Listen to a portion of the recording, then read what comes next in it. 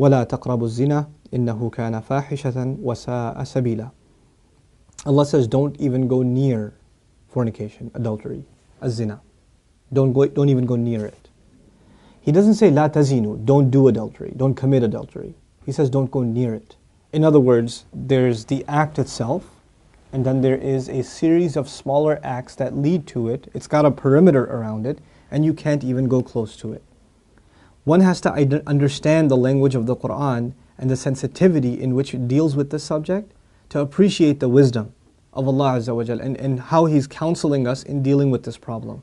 Allah Azza wa Jal is telling us there are certain things that in and of themselves are not haram. You're not going to be able to pinpoint it and say it is wrong. But when you get involved in it, you're going to get sucked into a gravitational field, and it'll pull you in slowly and surely, little by little by little, and eventually it'll get you. Eventually it'll come at you. You know, one of the things we learn about shaitan that is remarkable to me is that he's extremely patient. He won't get you one shot. He'll come at you and he will put a little bit and a little bit and a little bit and a little bit until he destroys your character. He won't come and make you do the wrong thing right away. You know? And when people start listening to shaitan, this is the same surah, Allah Azza wa Jalla says, Inna ibadi laysa laka alayhim sultan. My slaves, you're not going to have any authority over them. In other words, people who really submit to Allah, He will not have authority over them. But others, الشَّيْطَانُ يَعِدُكُمُ الْفَقْرَ وَيَأْمُرُكُمْ بِالْفَحْشَاءِ Surah Al-Baqarah. He will command you to do shamelessness. In other words, when you listen to him a little bit, you've granted him a little bit of power. When you listen to him a little more, you've granted him a little more power. And if you keep on listening to him, he gets to the point where he can command you. You will find yourself, I can't even help myself, Brother Nouman. I can't even help myself. I don't even know. I don't know how to turn the computer off. I don't know what makes me do that every night. I don't know what makes me do this or that. I don't know what makes me go there. That's when you know shaitan's got a pretty good hold on you. It's just getting worse and worse and worse and worse and worse. And you're not addressing it, and it's making the problem worse. And it's destroying your spirituality altogether. Your relationship with Allah depends on a heart being clean. Every time you're exposed to filth, more dirt, more blackness, more covers are poured on top of your heart. And it keeps on pouring, and it keeps on pouring, and it keeps on pouring to the point where you're listening to the word of Allah and you can't get yourself to even shed a single tear. It won't come because your heart has been made so hard because of all the exposure to filth, all the sin that your eyes are taking in all the time. And you don't even care anymore. You know, a good heart, when it sees something inappropriate that doesn't coincide with the commandments of Allah, it is disturbed. It's not attracted, it's disturbed. It says, no, that's wrong. Immediately the conscience kicks in, the alarm goes off. But when you're at the point, when you're by yourself and you feel no guilt doing it, you don't feel that it's wrong. The only thing before you stare at a sister, you look around like, is anybody else watching? And then you take a good look. That means the fear of Allah is completely gone. The only fear you have is that of the seen. There is no more fear of the unseen. What a horrible spiritual state to be in. Allah says, يَعْلَمُ خَائِنَةَ الْأَعْيُنِ وَمَا تُخْفِي الصُّدُورِ. He knows the stealing of the eyes, that little glance you caught. He knows that one, that little glance you took. What to speak of the stare. And He knows what the chests are hiding.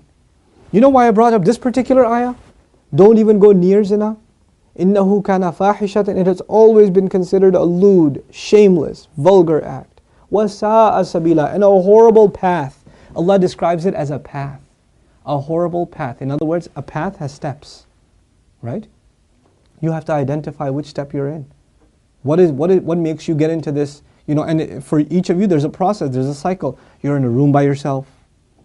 You know, you're after school. You've got a couple of hours before your parents get home. You know, you're among a bunch of friends that don't have any standards. You have to identify what leads you to this sin every time, and you have to cut it in its tracks. You have to stop going down that path. وَسَاءَ سَبِيلًا. What's amazing to me about this ayah, where it's situated. Right after this ayah, Allah says, don't murder people. وَلَا تَقْتُلُوا النَّفْسَ الَّتِي حَرَّمَ اللَّهُ إِلَّا بِالْحَقِّ. Don't kill any person that innocent person essentially. Allah mentioned this crime first and murder second. Can you think of that? Like, we think of murder as this huge crime, right? But Allah says, when you violate the dignity of a human being, that's fahsha. Looking at a human being in that way is violating your own and their dignity. And when we kill a person, we have violated their physical, their right to life. So there's the spiritual murder, fahsha, and there's the physical murder, qatl. There's two kinds of murder here. So Allah mentions the spiritual murder first. Our standards have gone so low. A movie comes out, you see a couple of trailers, you tell yourself, there's just one bad scene in it, it's okay. It's PG-13, it's not R. What used to be R 10 years ago is now PG-13. What used to be PG-13 is now PG. They put filthy scenes in everything now. And we don't even care about the spiritual price we're paying. It's affecting our prayer, it's affecting our dua, it's affecting our character. It's affecting our family life. It is. And we don't care. We just think, hey, that's life, bro, come on, live in the times. It's alright. That's just what it is now. What can you do? So many of you don't care what kinds of pictures you put up of yourselves on your Facebook pages. How can you do that? You're Muslims. How can you post pictures like that? Have dignity for yourself. Have dignity for your family. Guard your gaze. Start with your eyes. The zina of the eyes, and everything else goes from there. But the last thing I'll tell you today, inshallah ta'ala at least, is something about the word fahisha, which I'm translating as shamelessness or lewdness or vulgarity. The Arabic language has roots that are close to each other. Wahish and fahish. Wahish actually means wild animal. Fahish means someone who acts like a wild animal. Shamelessness is described as behavior close to animal behavior. Allah has dignified us as human beings. The punishment of Adam alayhi salam was his clothes were removed. Our mothers and our fathers' clothes were removed. That was a punishment from Allah. And immediately they recognized that they need to cover themselves. They didn't learn to cover themselves from a society. It wasn't society that taught them to be shameless. Nowadays your anthropology professor will tell you, it's society that makes us dress in clothes.